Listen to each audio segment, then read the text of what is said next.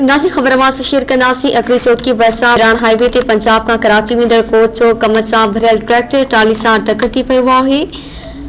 हादसे जे नतीजे में कुछ मुसाफ़िर मामूली ज़ख़्मी थी पिया, जॾहिं त ट्रॉली कल्टी थियण सबबि ट्रैफ़िक मुअतल थी वई आहे। हादसे बाद बस ऐं ट्रैक्टर ड्राइवर मौक़े तां फ़रार थी विया। ख़बर वास शेयर कई पिया। अकरी चौथकी बरसां में ईरान हाईवे ते पंजाब खां कराची वेंदड़ कोच जो कमनि सां भरियल ट्रैक्टर ट्रॉली सां टकर थी पियो, जंहिंजे नतीजे में कुछ मुसाफ़िर मामूली ज़ख़्मी थी पिया आहिनि, जॾहिं त ट्रॉली कल्टी थियण सबबि ट्रैफ़िक मुअतल थी वई आहे। हादसे बाद बस ऐं ट्रैक्टर ड्राइवर मौक़े तां फ़रार थी विया आहिनि। ख़बर वास शेयर कई पिया।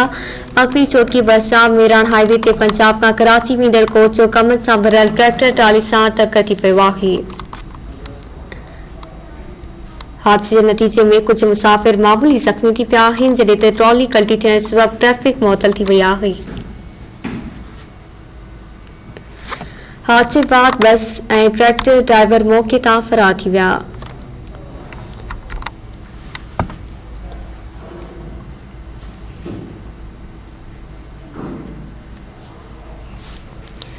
अकरी चौथकी बरसां मीरान हाईवे ते पंजाब खां कराची वेंदड़ कोच जो कमनि सां भरियल ट्रैक्टर ट्राली सां टकर थी पियो आहे, जंहिंजे नतीजे में कुछ मुसाफ़िर मामूली ज़ख़्मी थी पिया आहिनि, जॾहिं त ट्रॉली कल्टी थियण सबबि ट्रैफ़िक मुअतल थी वई। हादसे बाद बस ऐं ट्रैक्टर ड्राइवर मौक़े तां फ़रार थी विया।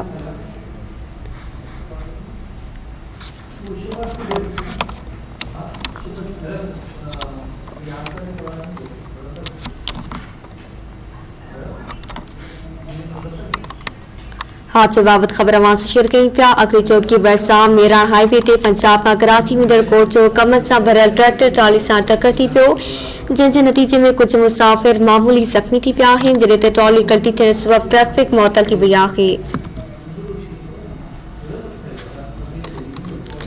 हादसे बाद बस ऐं ट्रैक्टर ड्राइवर मौक़े तां फ़रार थी विया आहिनि।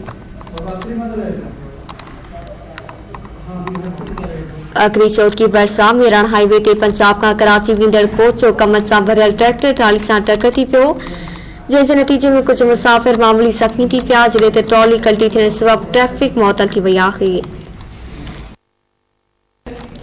तफ़सील मालूम कंदासीं धरती टीवी जे रिपोर्टर मुज़फ़र शेर खां। जी मुज़फ़र, आगाह कजो। जी बिल्कुल, अकरी चौथकी बरसां पंजाब खां ईंदड़ कोच जो कमनि सां भरियल ट्राली जे टकर थी पियो आहे, जंहिंजे नतीजे में कोच कल्टी थी पई आहे, जंहिंमें 4 खां 5 मुसाफ़िर ज़ख़्मी थी पिया आहिनि, जॾहिं त कोच जो ड्राइवर ऐं ट्राली जो ड्राइवर मौक़े तां फ़रार थी विया आहिनि। कोच जे कल्टी थियण जे सबबि ट्रैफ़िक जेको आहे सो मुअतल थी वई आहे। लोकल इंतिज़ामिया ॿई गाॾियूं जेके आहिनि पंहिंजी हिरासत में वठी छॾियूं आहिनि ऐं मक़ामी इंतिज़ामिया रोड खोलाइण जी कोशिशि करे रही आहे, जॾहिं त ज़ख़्मियुनि खे मक़ामी अस्पताल में पहुचायो वियो आहे, जिन जी हालत गिनती खां ॿाहिरि ॿुधाई पई वञे। जी मुज़फ़र, आगाह कजो त कोच में केतिरा मुसाफ़िर सवार हुआ ऐं ज़ख़्मी जी हालत कीअं पई ॿुधाई वञे? जी, ज़ख़्मियुनि जी हालत ख़तरे खां बिल्कुलु ॿाहिरि आहे, जॾहिं त कोच जेको आहे सो अंदाज़न तक़रीबन 40 खां 50 मुसाफ़िर कोच में सवार हुआ, जेके पंजाब खां कराची वञी रहिया हुआ। अच्छा, ट्रैफ़िक मुअतल थी वई आहे, इन हवाले सां इंतिज़ामिया या पुलिस एहलकारनि कुछ बंदोबस्त कयो आहे?